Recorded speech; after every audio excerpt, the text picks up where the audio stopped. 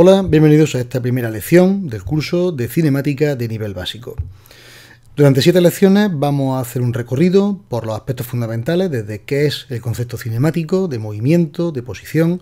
Vamos a analizar lo que es todos los vectores correspondientes a la posición, la velocidad y la aceleración de un cuerpo, de un móvil. Vamos a evaluar cuáles son las principales composiciones de movimiento que se pueden realizar, desde los movimientos más generalistas hasta movimientos concretos, como el tiro horizontal o el tiro parabólico, donde vamos a calcular sus parámetros fundamentales y su ángulo, su trayectoria, etcétera.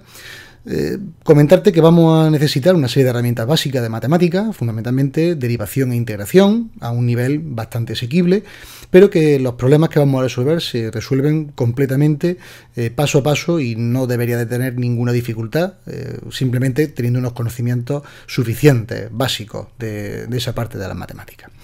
Bien, pues lo primero que vamos a abordar en esta primera lección sería analizar qué es la cinemática y qué elementos consta. Y tiene pues el concepto de movimiento y el concepto de posición. Bueno, pues lo primero, analizando el concepto de movimiento, vamos a ver que todos tenemos un concepto previo de lo que representa esa magnitud, ese movimiento, porque además es uno de los primeros fenómenos físicos que todos experimentamos desde nuestro nacimiento. Sin embargo, tenemos una posible confusión si hablamos de movimiento o hablamos de reposo. Y esto está relacionado con la distancia que se recorre.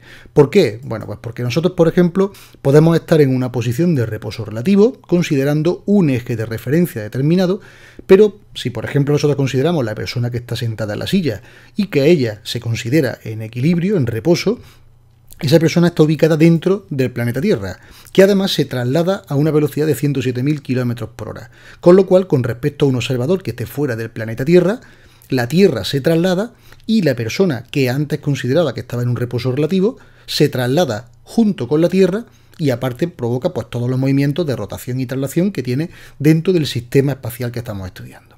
Bien, es un fenómeno relativo, por lo tanto, y como tal, siempre que nosotros hablemos de una serie de movimientos o un parámetro, tenemos que referirlo a algo. Ese algo es un sistema de referencia. Bueno, pues nosotros partimos de un objeto y podemos tener dos tipos de sistemas de referencia. Un tipo de sistema de referencia que sería un sistema absoluto, unos ejes absolutos, que nosotros aquí, por ejemplo, hemos llamado una coordenada X y una coordenada Y absoluta, y luego un sistema de referencia relativo que va solidario, se mueve con el objeto que estamos estudiando. ¿Esto por qué es útil? Bueno, pues porque nosotros geométricamente podemos referir un sistema con respecto al otro simplemente realizando traslaciones y rotaciones.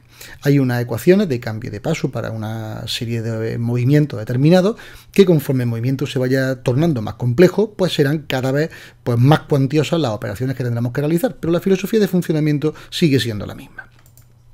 Bueno, pues el cambio del punto en un momento determinado puede ser debido a la modificación que experimenta su módulo.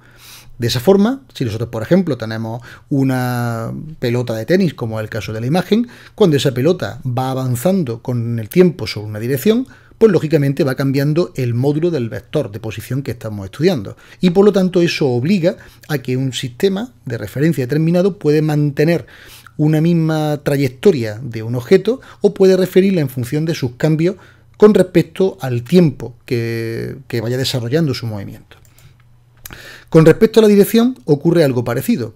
Nosotros podemos tener también nuestro eje de referencia y sin que afecte a la distancia con respecto al origen, puede cambiar su posición porque esté cambiando, por ejemplo, el ángulo. Sería el caso de la imagen que estáis viendo en la figura en estos momentos, donde la pelota, al mismo tiempo que mantiene su distancia con respecto al origen que estamos estudiando del sistema de referencia, va cambiando su trayectoria y por lo tanto va cambiando progresivamente su ángulo con respecto al eje X. Sería un ejemplo de un cambio de dirección. También podríamos cambiar al mismo tiempo el módulo y la dirección. Sería el caso donde un móvil cualquiera proyectara un recorrido cualquiera genérico en un momento determinado. Como veis, por ejemplo, pues una trayectoria de este tipo podría estar recorrida, no es una trayectoria habitual, pero bueno, podría deberse, por ejemplo, al tema de viento impactando contra la bola, y podría recorrer haciendo cambios tanto en su trayectoria, en el módulo de su vector de posición, como en la dirección que represente. Bien, cuando un punto se mueve, pues lo hace respecto al sistema de referencia con respecto a un tiempo que haya transcurrido. Esto define una trayectoria que corresponde a la línea que une los extremos de todos los vectores de posición que se han dado entre el instante inicial y el instante final del movimiento. Nosotros en este caso, por ejemplo, para una trayectoria de este tipo, podríamos ver que desde un R1, que es el vector de posición del instante inicial, hasta un R4, que sería el vector de posición final, uniendo todos los extremos, tenemos diferentes estados intermedios. Esos puntos que podríamos unir formarían la trayectoria de ese móvil en un tiempo determinado, con respecto a un sistema de posición que hayamos prefijado antes de conocer todos los demás datos del problema o todos los demás elementos de cálculo que necesitemos para resolver nuestro problema. El desplazamiento podemos explicarlo como la diferencia que existe entre dos vectores de posición, de tal manera que el vector incremento de R, ese símbolo, recordad que corresponde a una variación pequeña, sería el vector diferido entre R2 y R1, siendo R2 y R1 los vectores de posición de los instantes final e inicial respectivamente. En este caso, si lo viéramos por ejemplo en una gráfica, correspondería a tener un vector R1 en la posición inicial, un vector R2 en la posición final y un vector incremento de R, que es la variación, el desplazamiento que sufre el móvil entre esos dos instantes. Bueno, pues lógicamente, si nosotros atendemos a la suma de vectores, podemos observar que R1 más incremento de R corresponde a R2. Y de ahí se puede deducir que ese incremento de R sería la diferencia entre R2 menos R1. Bien, ¿qué puede ocurrir cuando la trayectoria no coincida con el módulo de vector de desplazamiento? Bueno, pues para que coincidan, ¿qué tiene que ocurrir? Que el movimiento sea rectilíneo y no existe un retroceso, porque si existe un retroceso estamos cambiando no la dirección, pero sí el sentido. Con lo cual, ese incremento de R sería, en este caso, por ejemplo, R2 menos R1, igual que hemos visto anteriormente, que el desplazamiento considerado sea infinitesimal, de forma que la cuerda de la curva se puede aproximar de forma equivalente al arco que estamos estudiando. Tendríamos lo que es un arco, tendríamos dos vectores de posición correspondientes, R1 y R2, y un ángulo que los separa, que sería infinitesimal, sería un ángulo muy tendente a cero. De tal manera que prácticamente el arco de la curva se corresponde con la línea, la cuerda que lo cruza. De tal manera que diferencial de R en módulo podría equipararse a la longitud de ese diferencial de S, que corresponde al arco de la trayectoria. En este caso, diferencial de R, como hemos visto en el caso anterior, sería R2 menos R1, y entonces el módulo de diferencial de R se puede expresar, del vector diferencial de R, se puede expresar como diferencial de S. Vamos a ver un ejemplo de aplicación para que estos conceptos queden claros. Nos dicen que el movimiento de una partícula se define por la relación x igual a 2t al cubo menos 6t al cuadrado más 12, donde x se expresa en metros y t en segundos. Y me dicen que determine la posición sobre el eje x una vez transcurrido 10 segundos. Bien, primero habremos de hacer la t igual a 10 para sustituirlo en la ecuación de movimiento, y cuando nosotros esa t la cambiemos por el valor que nos da el problema, los 10 segundos, nos dará un resultado que equivale en este caso a 1412 metros. Si nos vamos a otro problema, donde ahora vamos a analizar la trayectoria de dos móviles que tienen por ecuaciones las que se indican x1, 4t al cuadrado, más 3t menos 2, y x2, 2t al cuadrado, más 2t más 3. Nos piden, con la x expresada en metros y el tiempo en segundos, que obtengamos la relación y la diferencia que existe entre los espacios que recorren ambos al cabo de 5 segundos. Bueno, pues la solución parte de sustituir el instante que nos están dando, el t igual a 5, en cada una de las ecuaciones de las trayectorias. Con lo cual, sustituyendo 5 en x1, nos aparecería un resultado de 113 metros. Sustituyendo t igual a 5 en x2, en la trayectoria del segundo móvil, nos aparecería una relación de 63 metros. Y por lo tanto, hay una cuestión entre la relación y la diferencia. Cuando hablamos de relación, hablamos de una división, un cociente, y cuando hablamos de diferencia, hablamos de una recta. Con lo cual, la relación entre x1 y x2 sería el cociente de los dos valores obtenidos, dándonos una relación de 1,79, y su diferencia sería la recta directa y nos aparecería 50 metros.